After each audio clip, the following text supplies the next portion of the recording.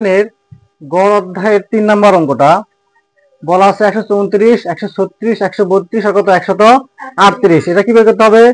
গড় বের করতে হবে। আমরা সূত্র জানি কি, রাশিগুলোর যোগফল ভাগ রাশিগুলোর সংখ্যা। তাহলে আমাদের প্রথম কাজ কি বলতো, এই রাশিগুলো কি করতে হবে? যোগ করতে হবে। রাশিগুলো আমরা যোগ করি। প্রথমে কত আছে? 134 যোগ 136 যোগ 132 যোগ 138, তাই না? এবং আমাদের নিয়ম অনুসারে কি করতে হবে? এখন রাশিগুলোর সংখ্যা দ্বারা ভাগ করতে হবে। রাশিগুলোর সংখ্যা কয়টা সংখ্যা আছে দেখো তো?